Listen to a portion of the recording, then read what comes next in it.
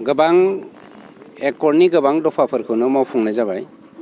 बेनि गेजेराव 3.1 दफाया जोंनि थाखाय बयनिख्रुइबो गोनांसिन मोनसे दफामोन, जायखौ 3 बोसोरनि उनावहाय बा गाबोन 3 बोसोर जानो थांगासिनो दङ।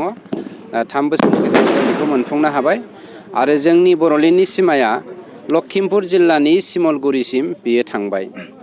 जिखियानो जायाथों गासैबो बर' फिसाफ्रानो गोजोननाय मोन्दों। बर'नि राव हारिमु थुनलाइखौ बे 3थि बर' एकर्डनि दफाफोरखौ मावफुंनायनि गेजेरजों जोंब्लावखांहोनो हागोन आरो जोङो बे बिटिआर हालामाव थानाय गासैबो जाथि जनगोष्ठि, बाङालि, राजबंशी, मुसलमान, आदिबासि गासैबो जाथि बंशीखौ जनगोष्ठिखौ लानानै जोङो सान्थि गायसननायाव थांनाय 2 बोसोर जोंनि सरकारनि समाव जों साक्सेसफुल जानो हादों। बेखौ जोंहा फोथायनाय दं आरो रायजो राजाफ्रा खुसि जानायखौ जोङो मोनदांनो हादों। जेखियानो जाथों मोनसे बाथ्राया रोखा, नोंथांमोननि मिडियानि गेजेरजों आं मोनसे बुस्थुखौसो बुंहरनो सानदों। बियो सिरि मोनफिन होनायनि बाथ्रा नङा। थांनाय एकर्डनि उनावहाय गोबां बिपिएफनि दैदेनगिरिफोरा बिटिआर एकर्डनि गेजेरजों बर'लेण्ड हालामा एक्सटेनसन जायोब्ला बर'लेण्डखौ नागारनानै थांगोन होननाय गोबां बिपिएफनि लिडारफोर दंमोन। बिथांमोना माबायदि फिननाय होगोन नोंथांमोननि मिडियानि गेजेरजोंसो आं नेनानै थाबाय। बर' हारिनि खहा जानाय जायैखौ साननो रोङै दिनैनि बिटिआर सरकारनि दैदेनगिरिफ्रा नङा आरो बिथांमोना बै समनि दैदेनगिरिफ्रा बर'खौ फोजोबनायनि थांखिजोंनो जोंनि गेजेराव दावराव दावसिखौ सोमजिहोबाय थादोंमोन आरो बेखौनो दिनैबो बिथांमोना सोमजिहोफिनबाय थानो नागिरो। हारिखौ फाननानै गाव राजा जानायनि थांखिजोंनो बिपिएफनि दैदेनगिरिफ्रा समाजखौ दैदेनबोदोंमोन, जायनि जाहोनाव जोंनि गेजेरावहाय जौगाथाय गैयै जादोंमोन, जोंनि गेजेराव खौसेथि गैयै जादोंमोन, जोंनि गेजेराव जोङो इयुनखौ खोमाना लानो गोनां जादोंमोन। गतिके बिथांमोना जिखियानो बुंबाय थाथों जोङो खोनासंबाय थागासिनो दङ आरो मोनफ्रोमबो दफाफोरखौनो जोङो मावफुंलांगासिनो दङ। मेक्सिमाम दफायानो इमप्लिमेन्टेसन जाजोब्बाय। गाबोन जोङो 200सा मुंख्लं न'खरफोरनो जोङो 5 लाख करै जोङो रांखौ एक्स ग्रेसियाखौ होजेनगोन। बेनिनो मानब गेदेर जोंनि बिटिआरनि चिफ प्रमद बर' बिथांनि आखाइजों जोङो 10 होग्रोगोन। बिनि उनावहाय जोङो डिस्ट्रिक्ट वाइसै बाखि 200खौ जोङो रानना होनायनि थाखाय बेबस्था लादों। ग्रेजुवेलि बेफोर खामानिखौ जोङो मावलांगासिनो दङ। जोंनाव मोनसे धर्जनि सिमा मोनसे थानांगोन। बिपिएफआ अपोजिसन पार्टिया बिथांमोना काउन्सिलनि एसेम्ब्लियाव बाहागो लाया। हाग्रामा बिथां बायदिया बोसोरनै जालांबाय एसेम्ब्लियाव खेबसेबो नुजाफैयाखै।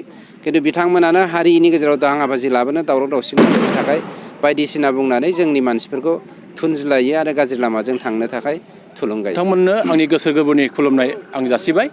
जे दिनैहाय जोंहा 74थि सुबुंखान्थि सान बेजों लोब्बा लाखिनानै जोंनि आसामनि जोंहा गिबि मन्थ्रि डक्टर हिमन्त बिश्व शर्माया दिनै जोंनि थांनाय 2020 मायथाइनि 27 जानुवारियाव जे बिटिआर गोजोन गोरोबथा, बे गोरोबथानि जे 3.1 दफायाव थानाय जे सिमा बारायनाय, बे बारायनायखौ दिनैहाय नैबे जोंनि सुबुंखान्थि सानजों लोब्बा लाखिनानै बिथाङा दिनै फोसावनानै होबाय।